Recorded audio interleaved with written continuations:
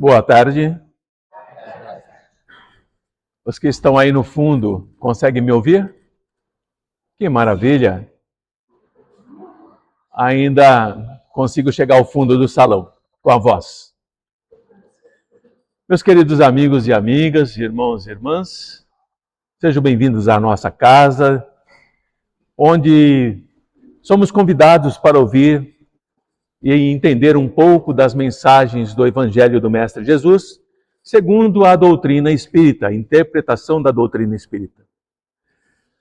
O nosso tema da tarde de hoje vai abordar algo que todos nós vivenciamos, mais cedo ou mais tarde, por algum tempo ou por muito tempo, que são as aflições, as dores, as angústias, os desesperos, a solidão, não apenas a solidão do amor, quando acreditamos que ninguém gosta de nós, que ninguém nos ama, mas também a solidão daquele que está sozinho realmente, que passa desapercebido e que não tem nem com quem conversar, porque sequer olhamos para eles. São invisíveis, carregam dores profundas, aflições desesperadoras. Mas João nos diz em um versículo ali na Bíblia que o Mestre Jesus nos disse que no mundo nós teríamos aflições, mas que tivéssemos bom ânimo, coragem, porque assim como ele venceu o mundo de aflições, nós também venceríamos esse mundo. Mas entender e vivenciar isso, muitas vezes, mostra para nós que nós somos muito frágeis ainda. Não temos aquela coragem do Mestre, o conhecimento do Mestre. E é sobre isso que nós vamos falar hoje. Que esse mundo de aflições não é algo pessoal, não é um castigo divino, não é a ausência da misericórdia, que o Pai não olha para nós. Mas é algo muito mais interessante do que isso. Porque no processo da nossa evolução, como espíritos, cada um de nós vai desenvolver, etapa a etapa, determinados valores. Eu desenvolvo um valor, a minha amiga desenvolve outro, mas esses valores são aqueles tesouros que Jesus nos fala, os talentos que estão dentro de nós, mas ainda estão ocultos. Nós não temos consciência do que nós somos capazes. Portanto, em uma encarnação, nós vamos aprimorar, por exemplo, a inteligência. Em outra encarnação, nós vamos aprimorar os sentimentos. Porque eu posso ser inteligente e não me importar com o outro nem um pouco. Mas numa outra oportunidade que eu vou renascer, eu aprendi a como conservar a inteligência e agora vou aprender como respeitar o outro, como valorizar o outro. Mais adiante, em outras encarnações, eu vou aprimorar, por exemplo, a música, a aptidão pela música, a aptidão pelas artes, a aptidão pela filosofia. Eu vou angariando em cada encarnação valores. Mas a cada encarnação, a cada existência que nós voltamos para a carne, nós nos afligimos. Não poucas vezes nós vamos nos deparar com dificuldades. Dificuldades que impedem o nosso avanço. Dificuldade em que faz com que nós estacionemos. Eu não sou capaz. Eu não tenho forças. Ninguém me ampara. Dificuldades que nos levam ao desânimo. Por que eu continuo lutando nessa vida se nada recebo em troca? Dificuldades que nos levam a lamentarmos, a nos queixarmos. E quando não, unindo todas essas dificuldades, nós nos revoltamos. Chega! Não quero mais ouvir desse Deus. Chega! Não quero ouvir mais falar desse Cristo. Que ele permaneça colado na cruz, onde é o lugar dele. Já que ele está pregado, não estende os seus braços para mim, por que é que eu vou ficar clamando? Vou seguir a minha vida, seja lá como for, não é nem como Deus quiser, é como eu quero. Essa é a revolta. Esse é o entendimento ainda muito simplório do Espírito. Por não compreender que temos existências que se repetirão. Podemos olhar a vida na jornada terrestre como uma vida atraente. A vida nos atrai. A vida nos mostra coisas belas. A vida aponta para nós que nós podemos conquistar vitórias. A vida nos diz que se nós investirmos os nossos melhores esforços, o nosso melhor interesse, o nosso empenho, se nós nos dedicarmos, nós vamos conseguir aquilo que desejamos. Não é um coach. O coach traz isso para nós, essa filosofia estranha, mas essa é a vida. E todos nós somos atraídos por algo. Todos nós gostamos de alguma coisa. Todos nós investimos em algo. E todos nós nos empenhamos para conquistar algumas coisas. O que não podemos negar é que toda conquista ela é um resultado de um trabalho duro. Nós temos que estudar, nós temos que trabalhar, nós temos que entender o contexto de família, nós temos que entender o contexto de sociedade, nós temos que entender por que no mundo há tanta aflição, tanta dor, tanta miséria. Quando nós começamos a compreender que tudo isso pode ser modificado, pode ser alterado através de um resultado de um trabalho duro, eu começo a perceber muito devagar, mais devagar do que eu gostaria, que a plenitude, a conquista plena de mim mesmo é um patamar, é um degrau de uma escada da vida que eu preciso galgar, que eu preciso subir. E esse degrau, a cada passo, depende do que eu fiz do degrau anterior.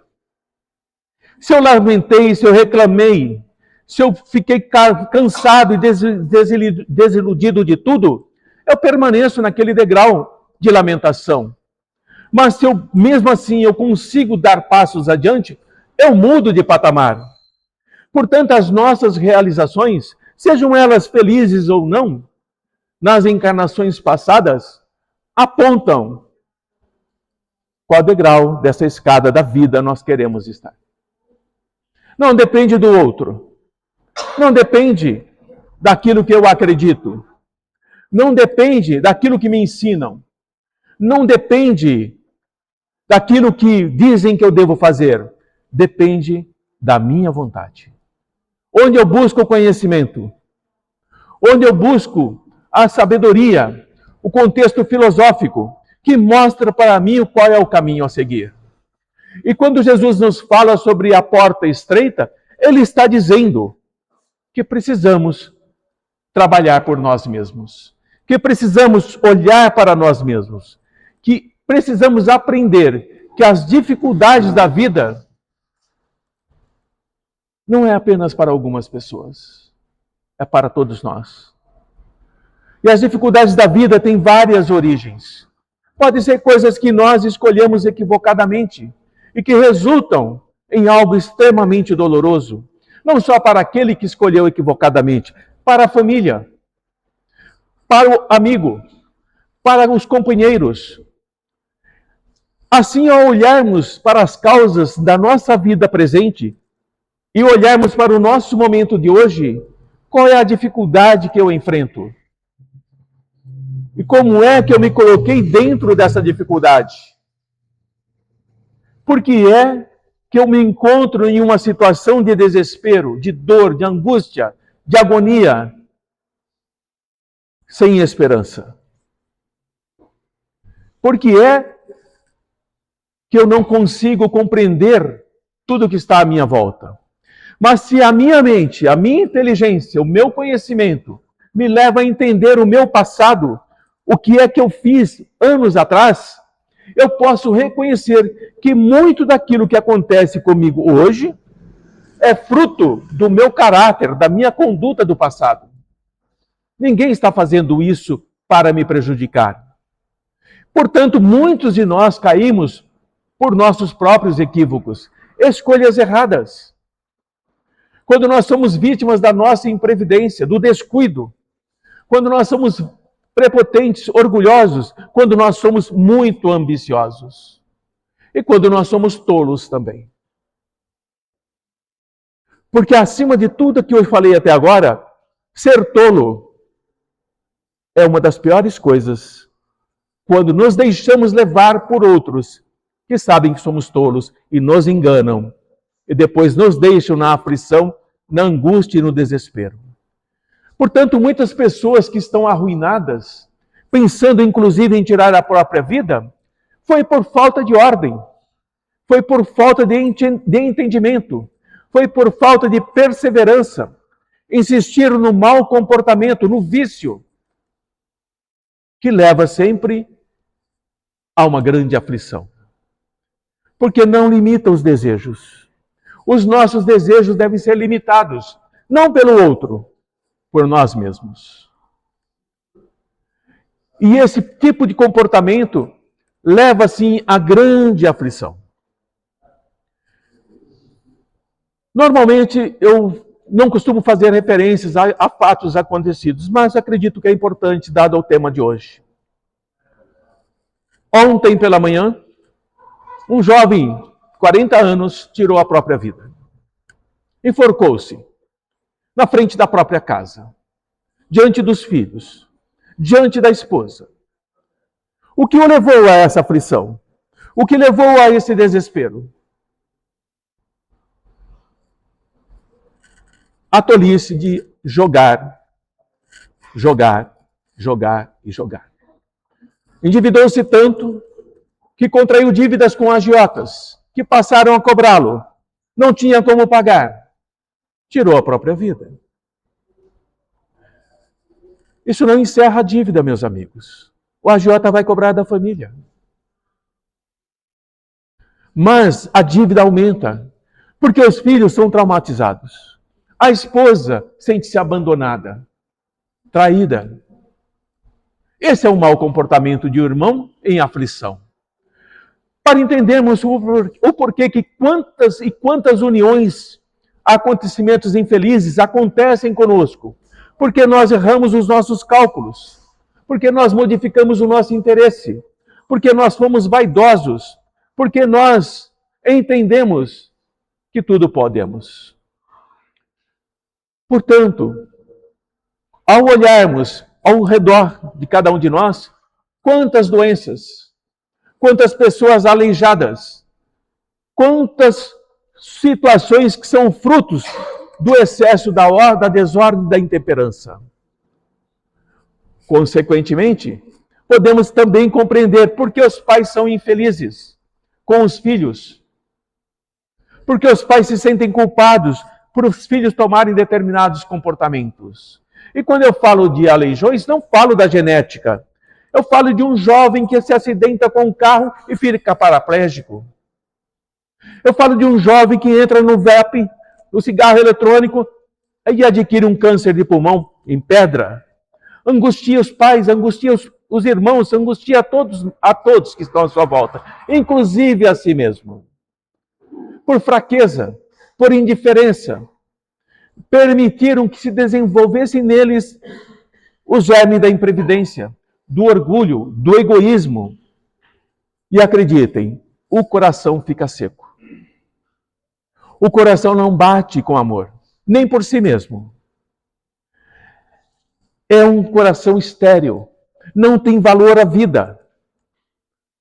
E começa, diante de tanta aridez, a culpar, condenar, não a si, que está passando por aquela aflição, mas aquele que, segundo ele, permitiu que ele entrasse nesse caminho. mas se esquece das advertências, se esquece das orientações, se esquece dos conselhos que foram dados e acreditou que nada disso tinha a menor importância. Eu estou acima disso tudo, eu paro quando eu quiser. Mais tarde vão colher sim aquilo que semearam. E nós também podemos colher aquilo que semeamos. E não podemos e não devemos nos admirarmos das aflições que chegam até nós. Daquilo que nos diz respeito ao nosso comportamento imprevidente do passado. A quem, portanto, devemos referir essas aflições? Senão a nós mesmos. Nós somos assim. Num grande número de casos, nós somos autores dos nossos próprios infortúnios. Digo isso por experiência própria, como enfermeiro que eu sou. Ah, meu amigo enfermeiro, se eu não tivesse feito o que eu fiz, eu não estaria nesse leito sob os seus cuidados. E eu sei que não durarei muito tempo. E eu vou dizer a ele que sim, ele não durará muito tempo. Porque eu carrego um câncer hepático. Porque eu tenho um câncer de pulmão. Sim, meu irmão, você não durará muito tempo. Mas o tempo que durar, procure pensar por que está em tão grande aflição. O que fizeste? Por onde andaste? Com quem conviveste? E é dessa forma que nós vamos entendendo o Evangelho do Mestre Jesus. Nas pequenas e nas grandes coisas, nós, seres humanos, não somos punidos porque nós pecamos, como ensinam algumas doutrinas. Nós somos punidos pelos erros que cometemos e que vão reverberar em nosso corpo físico. Porque a saúde do nosso corpo é escolha nossa. Aquilo que eu como, aquilo que eu bebo, aquilo com quem eu convivo. Os sofrimentos, portanto, as aflições, são consequências de caminhos tortuosos que eu escolhi. Portanto, a experiência da vida nos mostra a diferença entre uma escolha boa e uma escolha não tão boa. Bem como a necessidade que nós temos de melhorar, mesmo achando que já é tarde. Porque sempre há tempo para nós refletirmos, para nós permitirmos que a nossa consciência analise o porquê nos encontramos em determinada situação. E pensar no futuro, para que esse futuro por vir não seja um futuro de mágoas, de arrependimentos, onde nós nos colocamos. Eu vou avançar um pouquinho mais, porque o nosso tema é um pouco curto, o tempo. Portanto, quando há males na nossa vida, problemas, desencontros, enganos, nós temos que ter em mente que tudo aquilo que nos acontece não é apenas uma aparência. Por mais estranho que pareça para nós, por mais que nós acreditemos que estamos sendo golpeados pela fatalidade. O que está acontecendo comigo é uma fatalidade. O que está acontecendo comigo é uma desgraça. O que está acontecendo comigo é uma tragédia. Porque eu estou colocando esses três momentos. Por exemplo, a perda de um filho, de um ente querido, é uma fatalidade. É uma tragédia. É um sofrimento inenarrável. Os acidentes que acontecem no nosso dia a dia, quando nós perdemos uma fortuna, somos deserdados, quando as nossas prudências, os nossos cuidados são derrubados por terra por situações que estão fora do nosso controle. Porque há coisas que estão fora do nosso controle. Tudo que está fora de nós não está no nosso controle. Não pertence a nós. As doenças de nascença não está sob o controle do espírito que está encarnando. Aqueles que são infelizes diante da possibilidade do abandono. Aqueles que têm deformidades da mente, a idiotia, a demência, a imbecilidade, são flagelos, são aflições que não estão no controle nosso.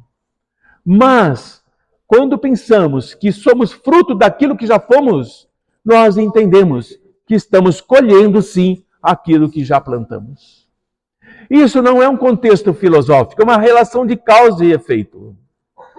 Mas a relação de causa e efeito, que é uma das leis que imperam sobre a nossa humanidade, eu já disse a vocês, existe uma lei maior do que a lei de causa e efeito, que é a lei do amor. A lei do amor supera a lei de causa e efeito. Portanto, não é dente por dente, olho por olho, como ensinam. Nesse dente por dente, olho por olho, existe o amor.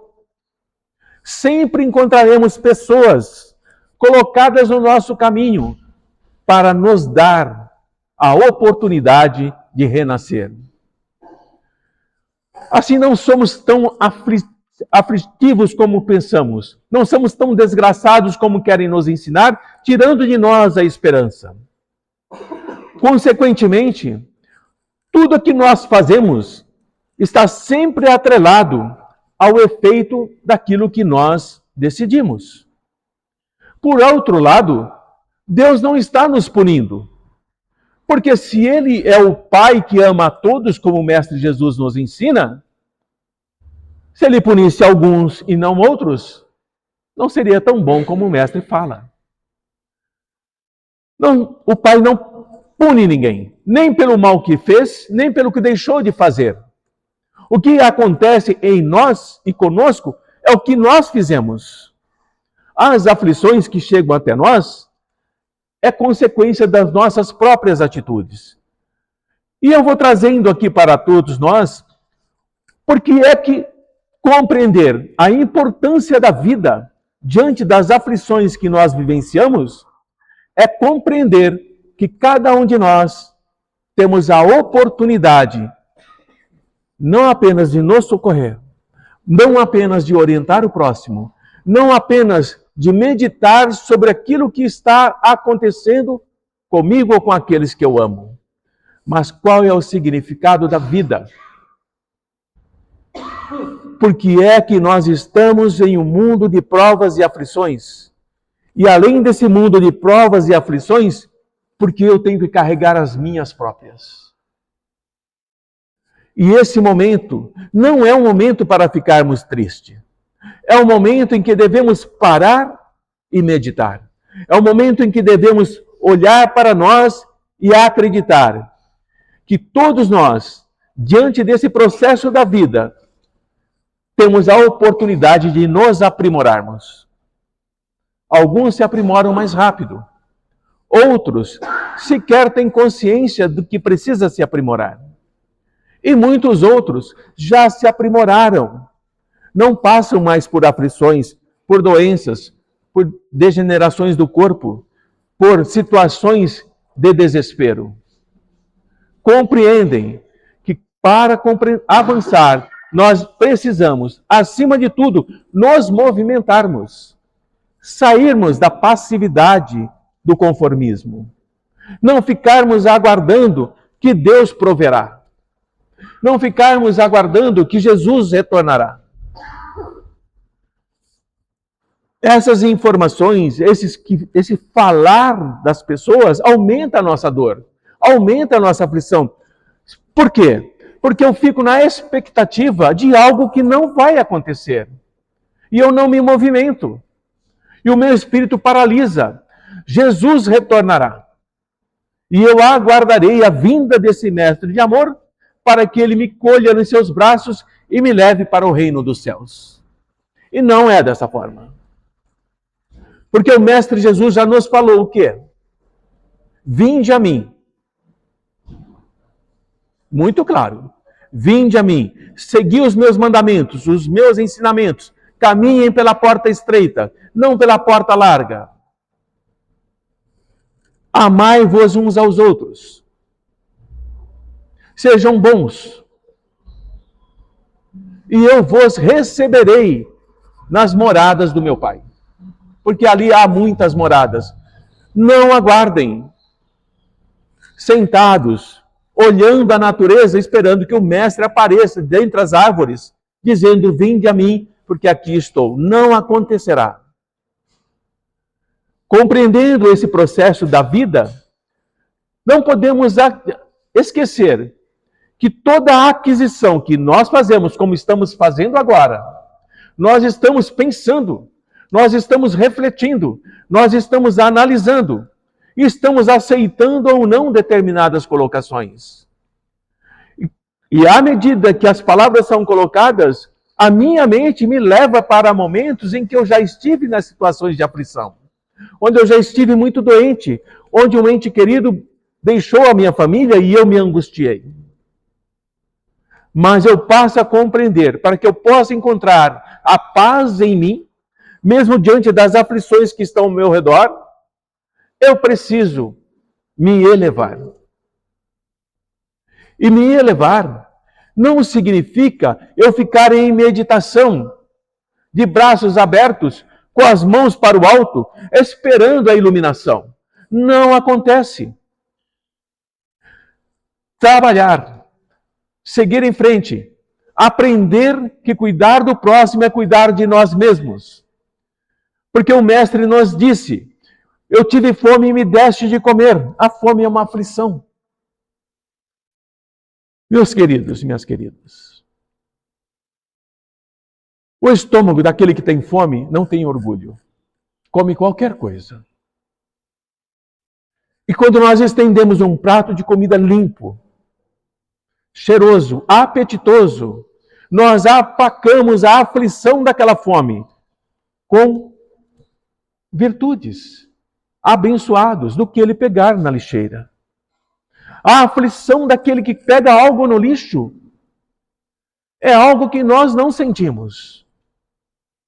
Mas se olharmos para aquele coração, para aquela alma, sabemos e podemos inferir quão triste é viver abandonado.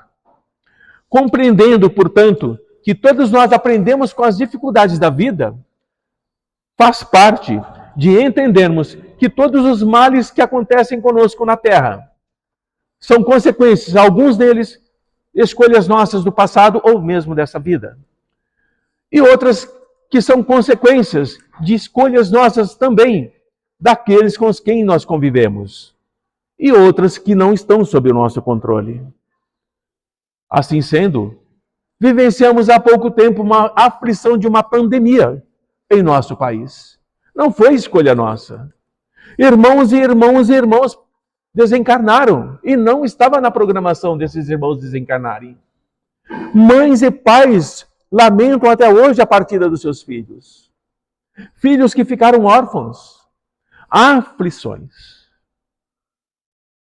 Mas quando nós compreendemos que precisamos aprender com isso, nós elevamos o pensamento ao alto e pedimos clareza, e pedimos perseverança, e pedimos que sejamos amparados, porque o meu coração não é um coração de revolta, não é um coração de desânimo, não é um coração de deixar acontecer, porque assim é a vida que segue. Não. A vida não segue assim. A vida segue da forma como nós queremos. Alguns acreditam que segue. Seguem aflitos. Outros sabem que a aflição existe, que a dor existe, que o abandono existe, que a fome existe, que a miséria existe, que as guerras existem. Mas o coração está cheio de esperança. Está trabalhando pouquinho a pouquinho para modificar esse mundo no qual nós vivemos. E não tem pressa, porque o Espírito sabe que não desaparece. O futuro é do Espírito, não é do corpo. E o nosso mundo é um mundo de escola, uma escola de provas e expiações, de aflições. Mas é um mundo também que um dia se tornará uma das moradas da casa do Pai, felizes. Onde a dor, o medo, o desespero, tudo aquilo que é aflição, não existe mais. Porque nós conseguimos, confiantes no Mestre Jesus, no seu Evangelho de amor, que o mundo é de aflições, mas, assim como ele, nós somos capazes de vencer o mundo. Boa tarde a todos, até o próximo encontro, não sei quando vai ser, mas Espero que seja logo. Obrigado pela presença, casa cheia, maravilha. Gostei muito. Bom trabalho para vocês e até o próximo convite.